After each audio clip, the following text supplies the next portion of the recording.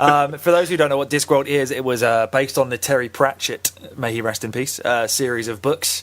And it was a point-and-click game, very, very similar to Monkey Island, but also a lot harder. It's one of the hardest point-and-click games ever, I think, just because it's absolutely ludicrous. It just makes no sense.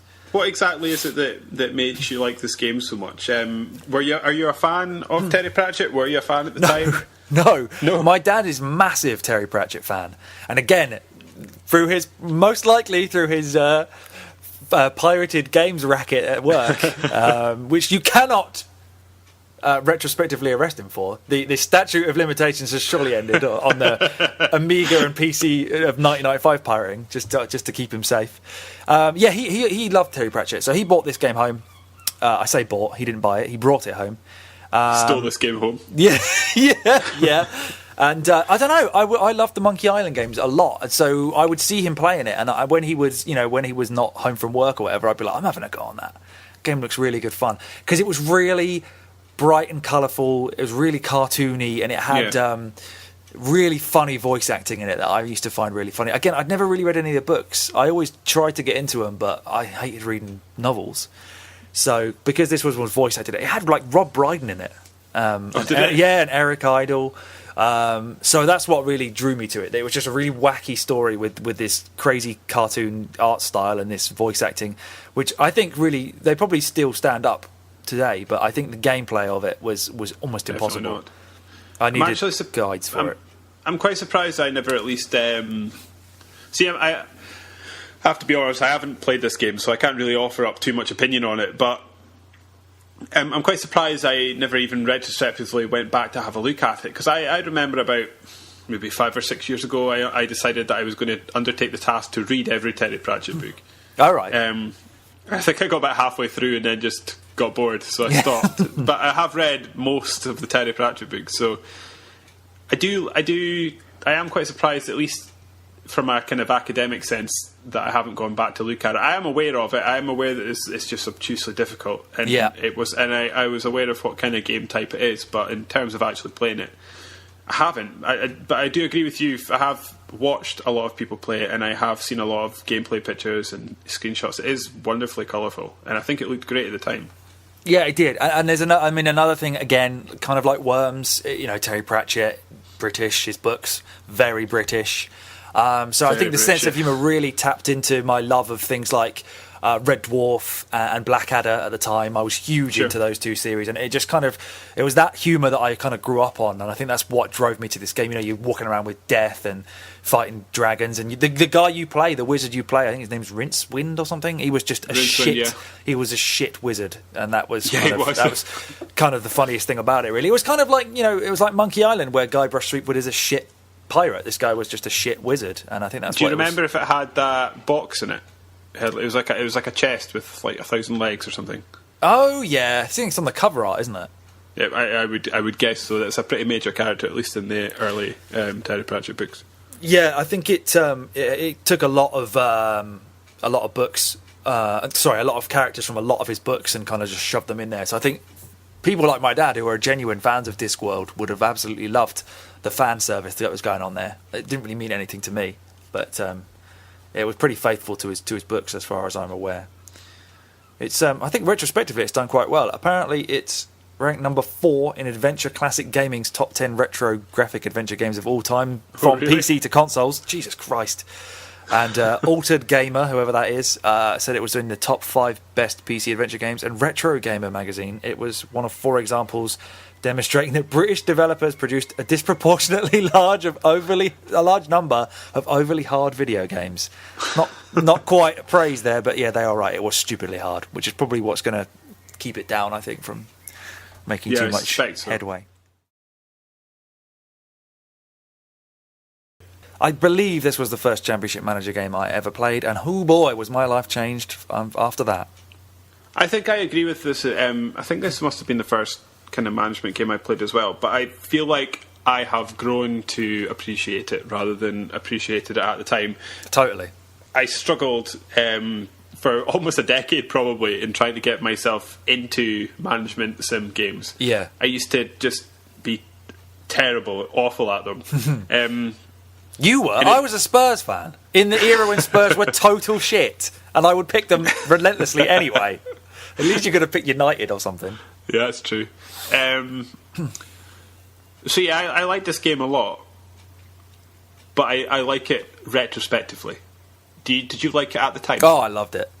I don't know if this was the one, or it might have been Championship Manager 96, where it had a cheat that you would put a bid in for a player, and once the bid got accepted, you would then go in and cancel it. So once you'd offered the contract, you'd then go in and cancel the bid, and the player would accept the contract, and you'd have put in another bid for 0, and so it would kind of overlap itself. So the player would agree his contract at the same time that the club had no choice but to have accepted this £0 bid. And you could basically buy every single player in the game for nothing and just spend all your money on wages. I remember I did that on one of them and just had the most ludicrous team ever. I don't know if that was 1995 I did that, but I'm pretty sure I remember playing this. My dad seemed to have like some kind of, I don't know, like pirate PC and Amiga games racket going on at his work. And he would always just come back with like a box of floppy disks and shit. And I swear that I had all these games, like access to all these games without ever having to buy any of them. And I definitely remember this one. This was one of the ones that he must have got off one of his mates at work, because he wouldn't have bought this. He didn't care about football. So yeah, I never got any help from him. It was just talking to your mates about it, I guess. But as you say, I've grown to appreciate it over time rather than at that time. I mean, I liked it because I loved football, but I definitely appreciate these games more nowadays, now that they're what are they called now? Football Manager?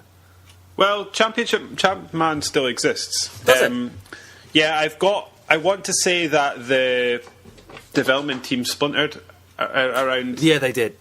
And then one half stayed on the Championship Manager series and the other half went off and made Football Manager. Football Manager's obviously grown into its own entity now, but Championship Manager is still released every year. I don't think they do... Yeah, I don't think it's quite... They did attempt a couple of years ago to make it compete with Football Manager, but obviously Football Manager is such a big thing now, it's just never going to do it. So, if I remember right, I think every year it's a free-to-play iOS game now, which is a kind of a fair fall from grace. No, that's where I remember seeing it recently, actually, now you mentioned that.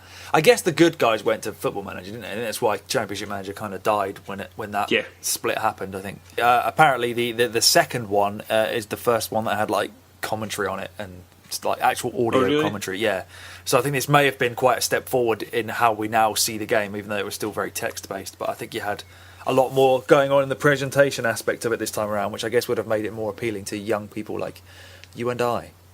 Yeah, absolutely. I actually remember recently reading a Football Manager Ruined My Life book.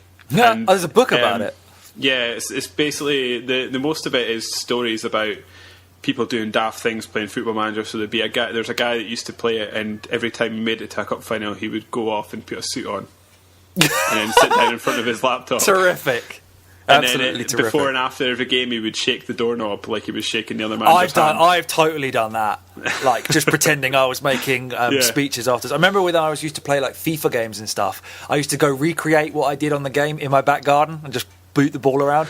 Even if I played it on super easy and I won 11-0, I'd just go hammer the ball 11 times in my garden and just chant the name of whoever I was. So maybe I should read this book. It might make me realise how much of a really nutter I am.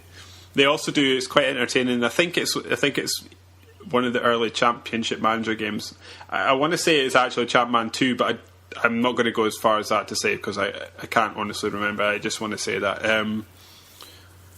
But basically, they sim it for 20 years, and then they talk about the results of every league, like the hirings and firings of every manager and who won what. And so they don't play it; they sim it, and then they sim it, and then they go back and look at the news stories, and then look at who's won the league. And like Terry, what's his name? Kevin Keegan goes on some kind of like Manchester United ruining rampage, and he like makes him come 10th for like 3 seasons in a row, and somehow holds on to his job by the skin of his teeth, and then runs him into huge debt, and then just gets sacked. Nice. So yes, you should buy the book. It's really, really That's good. not realistic. He'd never go to Man United. He would love it if they beat them. Love it. He'd never go there. He'd never. Maybe that's what he was doing, bringing them down from the inside. He was taking them down from the inside. Right, let's get it in the list. I don't think either of us really remember too much about it, so... No, I think we definitely fondly remember it. Yeah, and it obviously set us on a path to certainly set us on a path. Yeah, and I think it probably lost count how many hours I've lost to the football management games. Totally, I would dread to think. I think this is the game that probably sparked the industry of that kind of thing going, rather than ourselves, because I don't think I played it religiously kind of every year, but yeah, and realistically, it's now one of Sega's tentpole franchises. Certainly one of the most profitable. So there probably wouldn't be very much of a Sega left if they didn't have this. No, I think it's Football Manager and like the Total War series. It's like their two big things. So like, I think even for its legacy over the subsequent 20 years, I think Championship Manager 2 deserves to be on this list. It does, exactly. This is probably the first. It wouldn't have been the first, but it's probably the first, or one of the earliest fully 3D games that I can remember playing. And essentially, you were put in the driving seat of these hover cars, and you had to go and try and find flags. So you were put in a map, and you had to try and find flags and catch flags, all the flags, before your opposition, who would just be an AI-controlled car, would find them.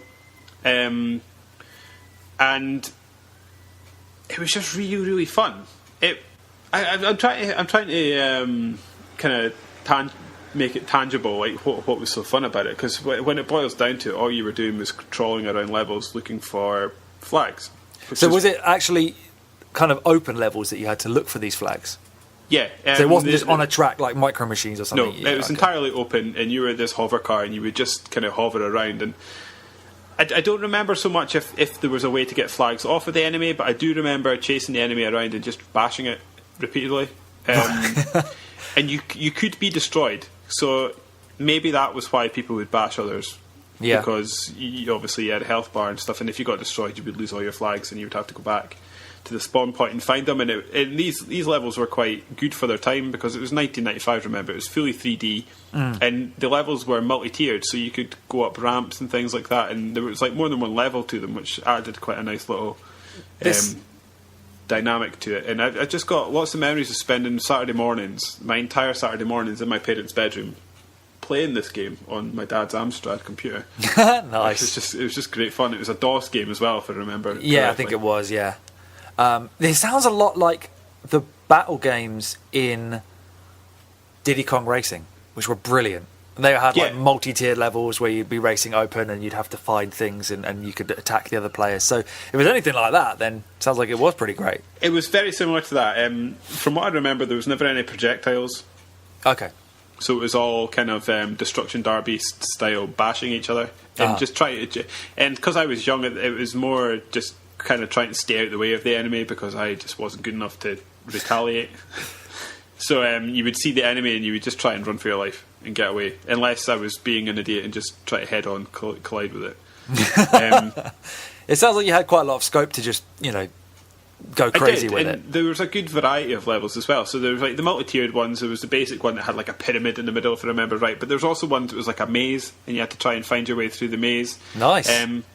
It controlled very well in my memory from sounds like it's going to be quite of an arcadey feel to it. Yeah, and like you couldn't just turn a corner on like a dime, because it was a hover car. It was almost like a hover boat kind of thing. So you would have to turn gradually, and you would kind of skid and things like that. So cool. It was really well designed, and I think I've got a feeling I either got it, like I said earlier, in that Sierra, or I can't have if it was a Microsoft game. It must have come built in. So for a game that was built into a computer when it came out, it was very, very good. Yeah. Cool. And it looked great at the time as well. I mean, I think if we went back now, it would look awful, but I remember playing it and thinking, I don't think games can look better than this.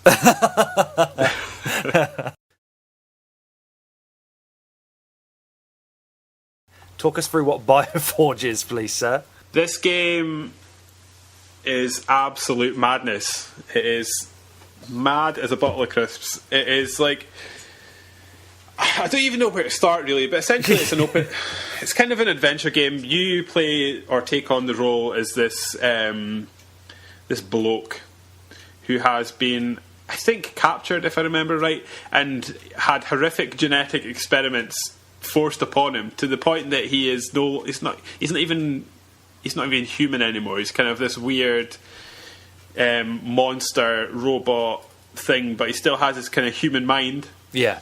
He doesn't have a hand anymore. He's got like this hand and like 3 claw fingers instead of a proper hand. And essentially, you've got to escape from your prison cell, which doesn't have bars because it's futuristic. Of course, it's got a force field, so you have to figure out how to get the force field down, and then you've got to escape from this prison essentially and try and get out. And I think what it's described as like an adventure game.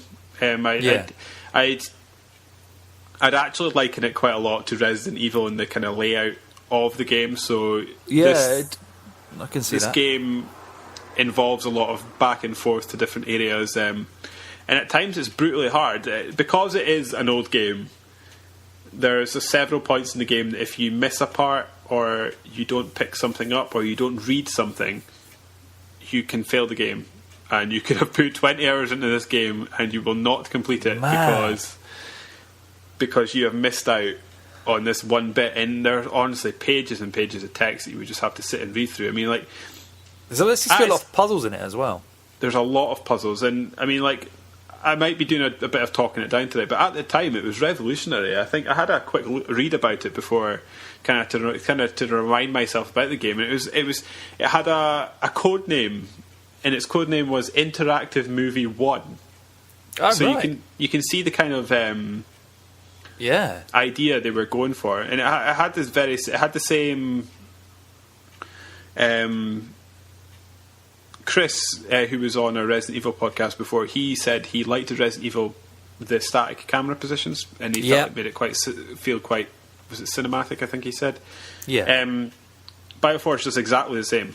It's got the set, and because it's got pre-rendered backgrounds, for its time it just looked absolutely beautiful. Yeah, I watched the video of it on YouTube to kind of just to see what it was, especially after you described it to me.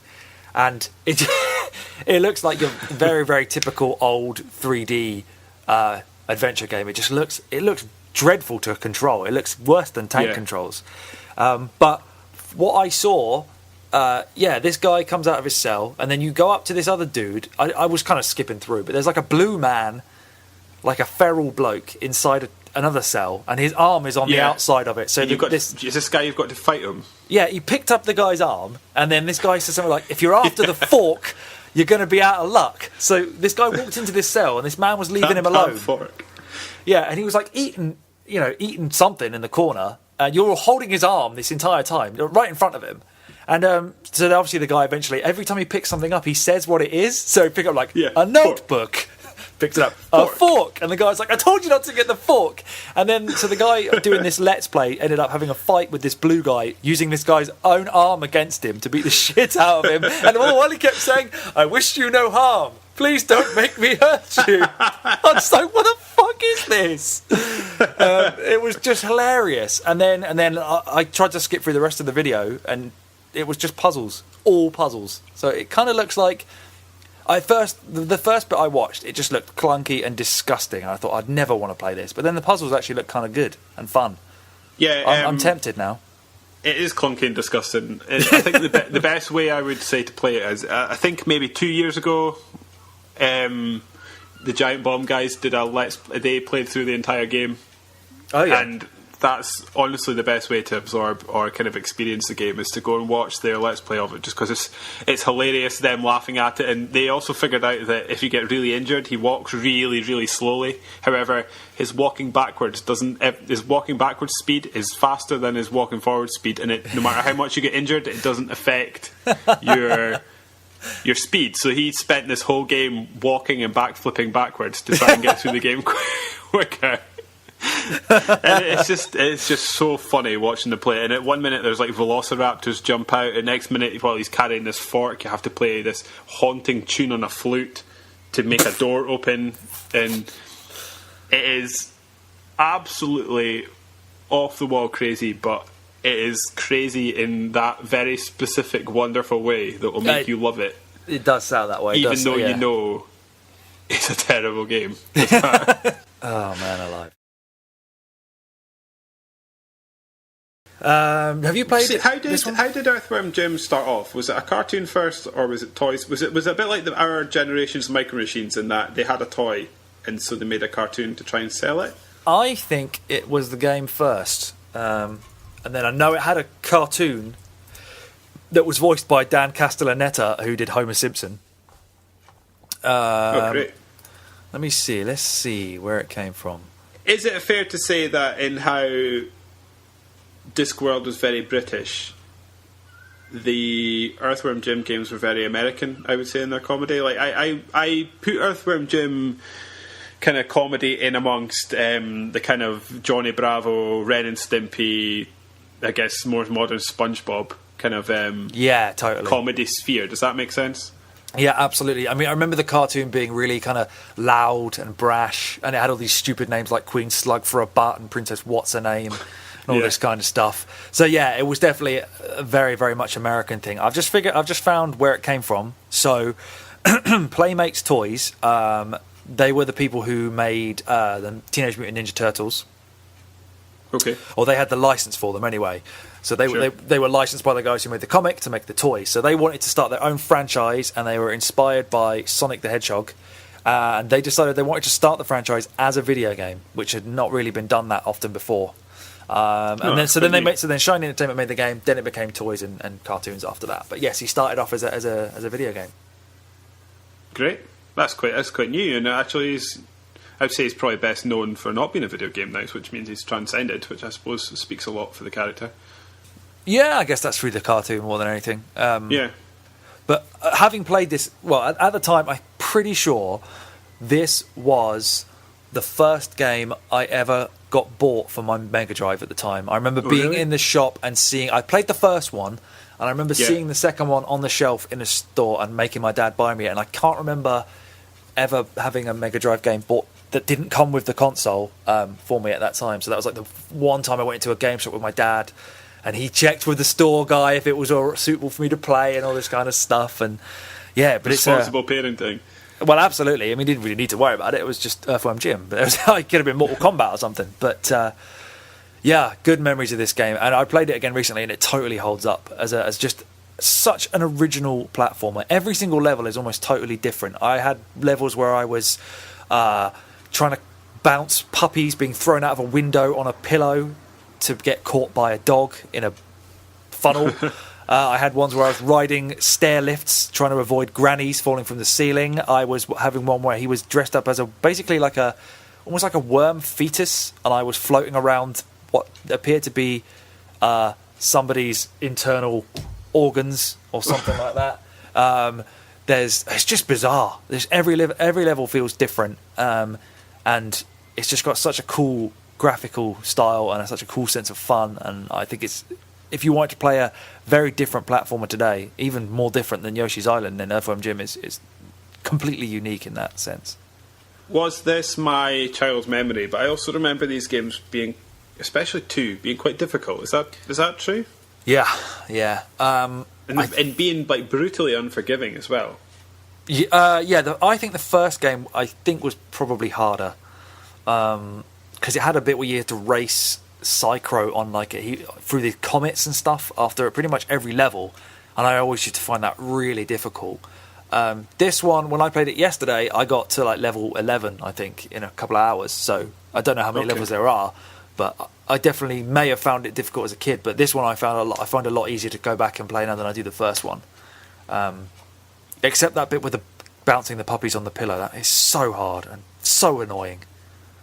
Because if you drop too many of the puppies, the dog you're trying to help out, he turns into a massive butch killer dog, and he just fucks up Earthworm Jim.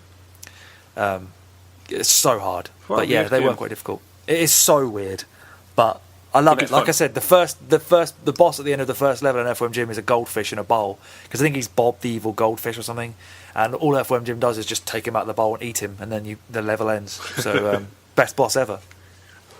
I think for me anyway, this is where platforming kind of peaked. Not with specifically Earthworm Jim, but with this kind of era of games.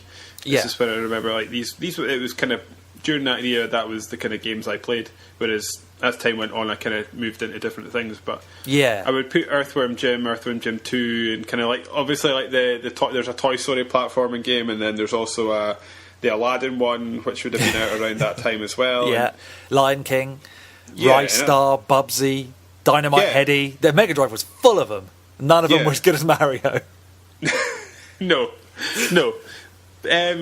But they were all quite good in their own right, I suppose. Oh, yeah.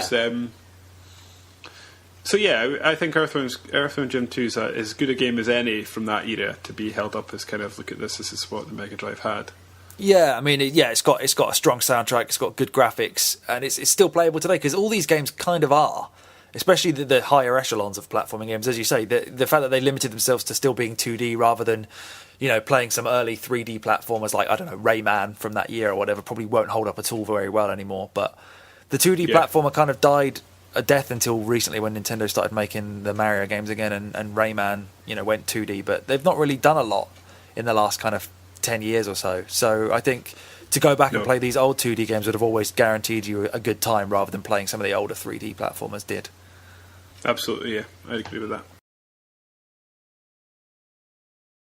I have played the Command & Conquer game so much that I remember when I got it, it must have been around the summer holidays, and I played it solid for about a week, and then about during that week I got ill. And when I was ill, when I was a kid, I used to get night terrors, which were just awful. Jeez. But, I remember getting ill and having kind of like these lucid... I was going to say they're like lucid dreams, but they're almost like half sleep, half waking dreams. Yeah. So you're semi-conscious, and you could probably hold a conversation, but you're not awake. And I just have like these horrible, like almost kind of like demonic dreams of seeing these bloody... They had these trucks, so you would set up like you would have like a farm that you would mine ore and resources from, and then that would go off to take it to your centre hub, which would then give you money that you could then spend on making things better. So I've just got these dreams of these trucks driving back and forward in my mind that I think will haunt me for the rest of my days. But the reason it was like that was because I played it so much, and I played it so much because it was such a good game. Yeah. Strategy games are amazing, and I think they generally, in my mind, they are what they are, largely because of Command & Conquer. I think some people would argue with me and say that probably StarCraft, and maybe even the original XCOM games would have a shout, but for me it's Command & Conquer. It's not XCOM or StarCraft either. This is the game that showed me I like strategy games, and to this day it's still fun. It's much simpler. It doesn't quite look as good as it used to, but it's still a functional game, and it's good fun. Yeah, I mean, for previous listeners of the show, from our Resident Evil show, Chris, who we had on, is absolutely obsessed with Command & Conquer, and he has played it to death. I know how much he loves this series as well.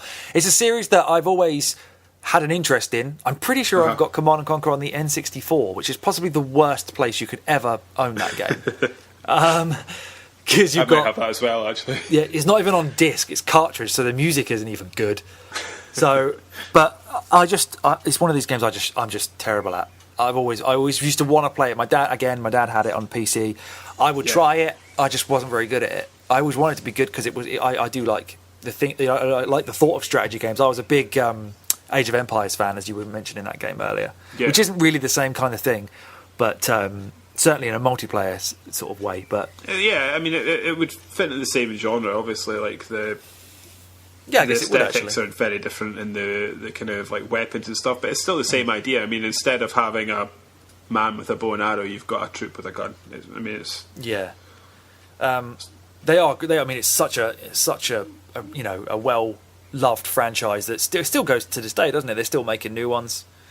Yeah, and one thing I remember, there was a girl that was on Hollyoaks, and she kind of Fate was the kind of picture or poster woman of one of the more recent ones for the Xbox 360, and then they'd have this level that you play, and then they'd have this weird kind of what do you call it? What's it called when they have like proper video and they would? Yeah, I guess is it FMV? FMV, that's what I was trying. Yeah, they would have this weird FMV where they would have a man. Obviously in just like a little room pretending he was Russian, but he would have an American accent. Well, isn't one of them has Tim Curry in it, doesn't it? And he just goes fucking nuts in it. I think I've seen loads of clips of him. Yeah, they went so weird. They kind of went off the deep end in terms of like lore and anything. Anyone that was interested in any kind of serious strategy game just had to ignore that this story existed and just play the game. But it was but they totally hilarious. never dropped the seriousness of the actual game, did they? It was just in between bad acting for some reason. Yeah. What was that stupid whore's name? Awful. That fake-titted bitch. What was she called? I don't know what her name was. I need to find out. But did you know Ric Flair was in that same game in one of the DLC packages? No, I did not. No. He doesn't give out any woos, but Ric Flair. Search for it on YouTube after this. Ric Flair is one of those. He's like a commander or something. He's got no business being in that game. Yeah, absolutely none. Now listen up, boys. Woo! Yeah, it's ridiculous. But yeah, you got to check out the Ric Flair cutscenes from that. But I've got no qualms with Command and Conquer being in here. It's not a game I loved because I was shite at it, but I know how great, and they are great. They're unquestionably great, especially the first one. And I guess Red Alert, is that another one of the main ones that everyone loves? Yeah, Red Alert is probably the best one, in my opinion, of it. But Command and Conquer is still great. I think any game that haunted anyone's dreams as a child deserves to be mentioned in this list. I love this game. This is probably the first sport game I can remember actually playing a hell of a lot of. I've never been a particularly large ice hockey fan, but I loved this game. I think it maybe came just after I watched the Mighty Ducks film. And so I would just go to the Mighty Ducks and just spend my whole time trying to bash people through the glass.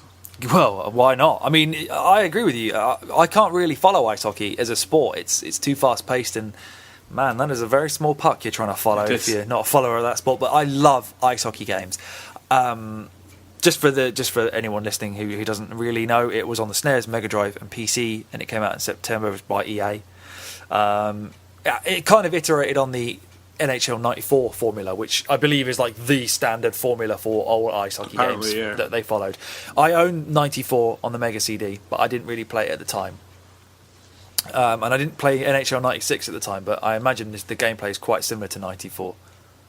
Yeah, it's really good. I think one thing that has been a problem with both basketball and ice hockey games over the years is that as time has gone on, they've gradually, in my mind, overcomplicated it to the extent that it's quite difficult for people to just pick up and play, whereas this game wasn't like that at all. It had like a pass button, a shoot button, and then it was like a hard pass, hard shoot, like lob shot, and then it had like a tackle button, which would be like sticking your stick in, and then there would be like a hard tackle, and then even the fighting was in the game was very simple. It was just 2 buttons, and that was it. And I like that it had a depth to it that asked a lot of skill from players. However, it was very easy to pick up, and I think a lot of games, especially sports games, have lost that over the years.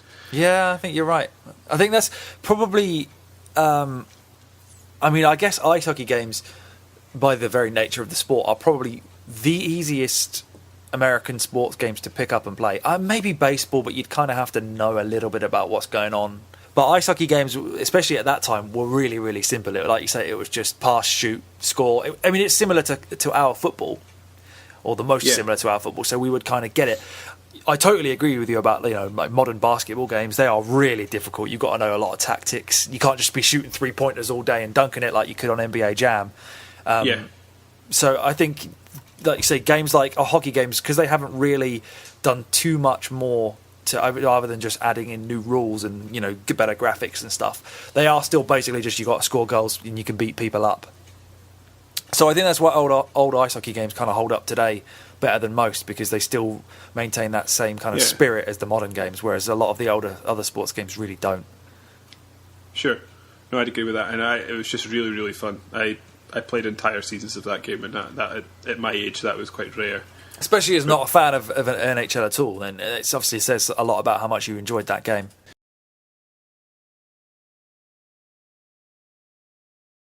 So how do you think this compared to Donkey Kong Country? If I was to be very, very superficial, I would say the fact that Dixie Kong could hover like Peach did in Mario 2 made it a lot easier for me to play. And it totally changed the way that it did play, because I think it added loads and loads of secrets to all the levels. I know the first one had it, but the second one was just... I've just been playing it before now, just having a rag of it, and There are so many random collectibles that I have absolutely no idea what their function is in that game. But I definitely think that, the different kind of characters, because Donkey and Diddy were pretty much the same in the first game. They just one was heavier than the other. But adding Dixie in with their extra powers totally gave it a new element that it didn't have in the first game. Yeah, that's very true, actually. What about you? I think the game I played more of the two was Donkey Kong Country. But it's one of those ones where you're right though. Other than they both had a very similar feel in terms of like aesthetics and art design, which I guess is to be expected by, because of the same game, obviously. Yeah, I mean it's the same series. Is what I mean. Yeah. But I think what would happen nowadays is Diddy's Kong's Quest would almost be a DLC option, because it's very similar in my mind. Well, I would have said that if Retro didn't release 2 new Donkey Kong Country games pretty much a couple of years apart instead of doing a new Metroid. So maybe Nintendo would still make us pay full price for it. That's true. We are talking Nintendo here. Yeah, exactly. Yeah, I mean, it was hard. It was going to be hard to revolutionise anything really, other than just adding more to it, because the first game stretched the SNES to its limits with that graphical style that everyone kind of went wild over. I think a lot of people have recently kind of retrospectively slated these games, saying that they're more fondly remembered because of how they looked, like nothing else at the time, rather than how good they actually are. But I love them. I love the animal riding stuff. I love the barrel sections. The underwater levels are great. I love the Donkey Kong Country original I think that's true to an extent, but I also think Donkey Kong, or if we're talking Donkey Kong Country 2, I guess, it came at a time where Nintendo wasn't really afraid to be hard. I remember these games being really quite difficult. The difficulty spike especially, it gets really hard really fast. And I don't think you would get... it's not to say that Nintendo don't do hard anymore, because like the Mario games tend to be hard in the latter half of the game, but I remember this being quite difficult from the outset. I'm quite willing to accept that it's possible that this is because I was very young at the time, but I remember it being quite a difficult game and being quite unforgiving as well. Like, so if you had to jump over a gap, it wasn't nailed on that you're just going to do it, and there wasn't, in my mind, much leeway either. You either made it or you didn't. There was no, you just made it and no more. So I quite like that. I would kind of tend to agree with you, or err on the side of you. Your opinion on that, in that they are good, and just because a game's hard doesn't make it bad. I think Retro purposely made the 2 most recent ones really hard, especially the one on Wii, Donkey Kong Country Returns. They made it as hard as they could, just so that they made sure the punishing difficulty was still there. And I think that's why they hold up so well today. I mean, if you play, you can play the old Mario games without too much trouble, but these ones, I suppose they're a different kind of animal, though. They're a lot more fast-paced. Especially the levels like the mine carts, and I think they had a lot of kind of originality in that kind of stuff, where they had these kind of gimmick levels. There was one where you're on a hot air balloon or something. I can't really remember, but this is the level that my mate's dad forced him to play. He doesn't want to raise a quitter, but I remember that level was stupidly hard, and probably still is to this day. And that's why I like going back to these games, because they seem to be tough but fair. They're not like Mega Man, which is just ridiculous. You can see a way to the end, but they're a lot more reaction based than most platform games, and I think that's why they're fun. One thing I loved about the Donkey Kong games was the rideable animals. I thought that was great, and that also wasn't something that was really getting done at the time. Absolutely. I remember how pissed off you'd get if you get to near the end of the level and you'd see the sign that said you couldn't have the animal anymore, and you didn't have the animal. You're like, oh shit! Well, you mean I could have had that rhino this whole time? I can't believe I missed it, which is really easy to do on the second one. Because one thing I'd also say I quite like about this game is that there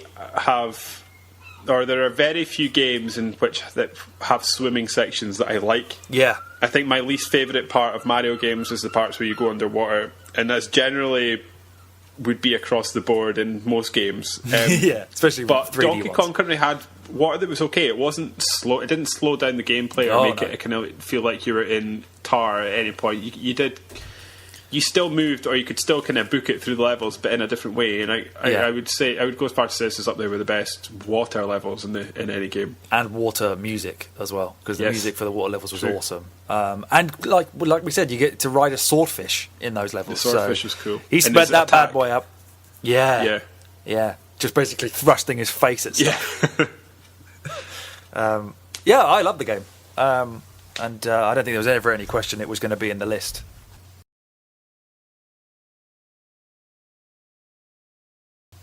Interestingly, I think looking at this list, this has got to be one of the few games on the list that hasn't really ever gone away. Worms games have always kind of been hanging around, haven't they? Absolutely.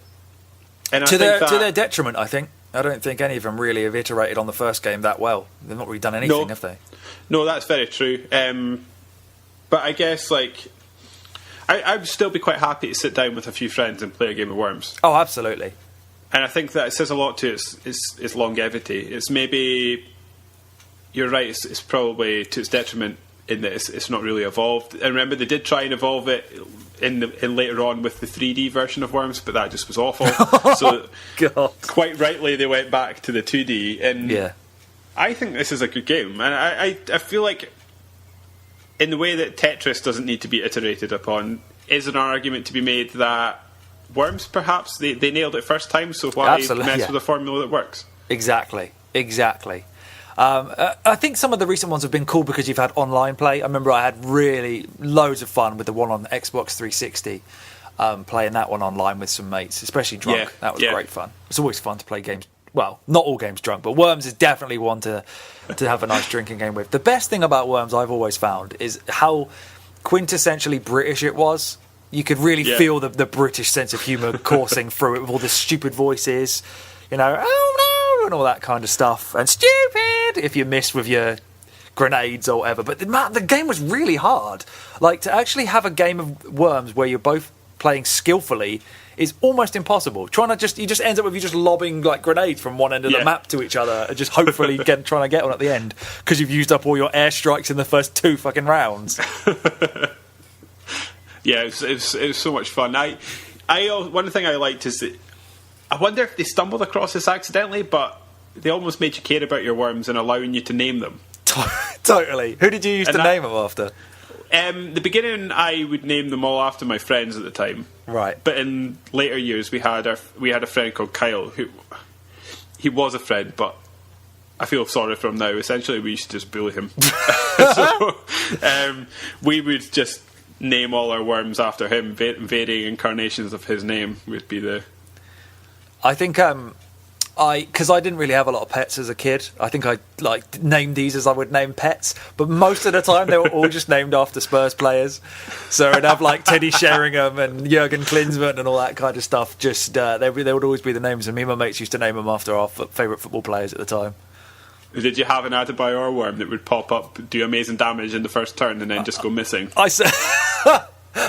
I'm so glad that as a young man I didn't know about Emmanuel Adebayor. I would quite like to name an opposition team with Adebayor on it if I was playing it today, just to explode him a few times. Maybe that'll actually make him do something. When they turn into tombstones when they die. Oh, yeah. That's awesome. You got different types of tombstones, and they would just like sink to the bottom of the level. The destructible levels, which was also another cool destructible levels, which must have been quite a new thing in 1995, was it? I imagine it took quite a cue from Lemmings, wouldn't it? Oh yeah, kind of drilling through the floor and stuff in Lemmings. But Lemmings was really, really hard, and it was a very single player thing. I think Worms is always... They feel similar in some way because they both have little tiny things. And they're both kind of clicky, but Worms was definitely my favourite of the two. I love Worms, actually. I feel like it's probably the best argument you can make about Worms is what we've already said. I mean, it's hardly changed in 20 years. Yeah, I think everyone kind of knows what Worms is all about. Yeah. It's weird to think of it as like a turn-based strategy game, but I suppose that's kind of what it is. Yeah, I suppose so. It's just the strategy is just laden with slapstick. As far as I know, though, I don't think Worms is as popular out with the UK. Like you said before, it's quintessentially British, but I've got a feeling that it doesn't sell well outside of the UK. I'd imagine that's right. I'm going to get that from. I think I've just read it somewhere. That sounds likely. I would have said it's kind of. I wouldn't say it's slow paced, but it's as the turn-based nature of it. Probably did put off a lot of people who are more into playing, console games. It's very much like an Amiga PC game as opposed to like a platform game or a racing game from the time. It's a lot of a different animal, and I think a lot of people probably wouldn't have liked that back then. Yeah.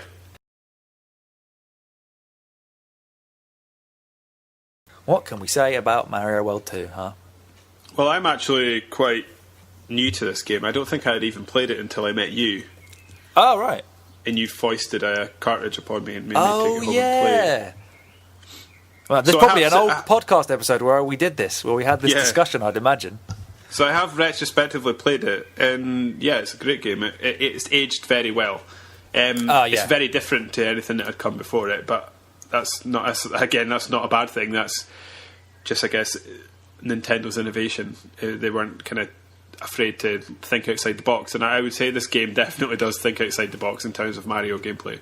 Oh, definitely. This was another one that was, this was quite late in 95 that it came out. Well, it came out here in October, but in Japan it was August. But it was quite, obviously, again, late in the SNES's life cycle. So it was using the Super FX2 chip, which is why the game has got all that kind of crazy sort of 3D effects, where you've got the rollers on the walls and you've got axes and walls that fall down in 3D, and the bosses would be in 3D. It looks so good. It's such a pretty game. The kind of crayon drawn art style is amazing, and that's definitely one of the reasons why you say it kind of still holds up to today's standards.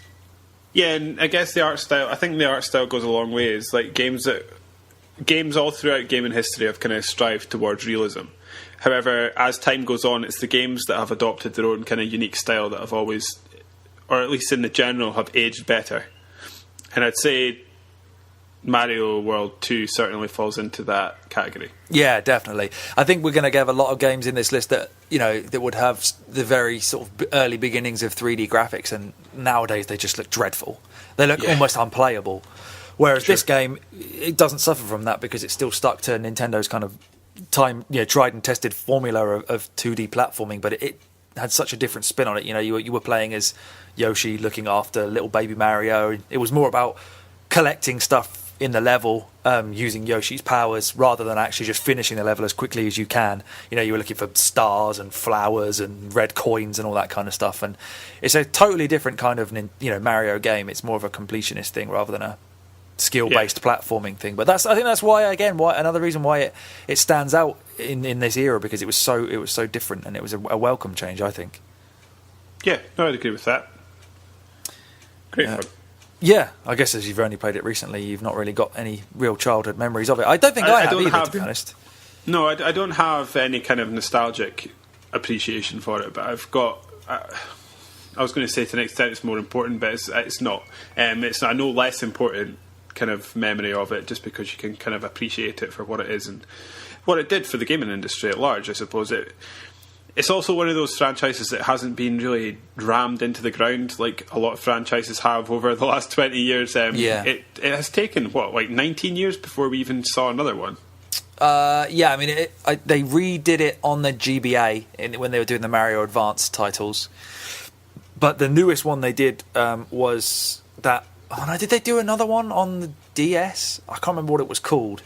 They did one on the DS, I think, which was like a sequel to it, and you had like the other different children in it. You had like baby Peach and baby Donkey Kong. But they also just did Yoshi's New Island on 3DS, which is awful. It's really just laborious and boring. So while we haven't had it rammed down our throats, as you say, I don't know if Nintendo has ever bettered this type of game after they did this, even though they've tried a few times. But yeah, I think that the fact that we both played it more recently, because I didn't own a SNES, as I said, I think that the reason I played it recently, it probably makes it kind of almost better for me, because I've played it as an adult and I've still enjoyed every second of it, and it still wowed me with the, okay, I can look at a SNES game and think, oh, this looks great for a SNES game, but if I take that out of it, I think it still looks great, and it still played different to anything I'd experienced before when I played it, 5 or 6 years ago, finally. Yeah, it holds up in its own merits. It doesn't rely on any kind of nostalgic factor, which, let's face it, Nintendo has built an entire business of late, of just getting people to reminisce of their nostalgia. So absolutely, exactly. It's not like Championship Manager 2, where why would I ever play that game now? But if I wanted to play a 2D Mario game, this would always be one of the ones on the list I would want to go for. Oh, and the soundtrack's amazing as well. I forgot about that. Well, folks, that was our top 10 games of 1995. We hope you agree with it. And we also will point out that subsequently we have both played Chrono Trigger, and it probably should have been number one, but it wasn't, because we hadn't played it at all when we made this list. If you think there's anything else from 1995 that should be in this list, don't forget to hit us up in the comments below and call us pricks, and then we'll cry, and probably never make another video again for you ungrateful pieces of shit. But other than that, if you want to listen to this entire podcast, click on that little left-hand box there, and then you can download the whole episode, which will actually explain why we ranked the games as we did, and then you can take it on the go with you. Listen to it on your phone when you're walking your dog, or when you're stuck with elderly relatives that you don't want to hear talk about antiques or incontinence anymore. Isn't that nice? If you click the right-hand box, then you'll have our top 10 games of 1996, because here at Gamertron, we are trying to rank 10 games from every year since 1995 to eventually come up with the best game of the last 20 years. But we're doing it 1 year at a time. It's taken us a while. We're only up to about the year 2000 right now, but still, click on that if you want to see that video. You can go to soundcloud.com/GamertronUK, and then you can hear all of our podcasts. We've done about 35 of them so far, so there's tons of stuff coming up. Keep watching all the videos, keep checking out the podcasts. We've been Gamertron. Keep gaming.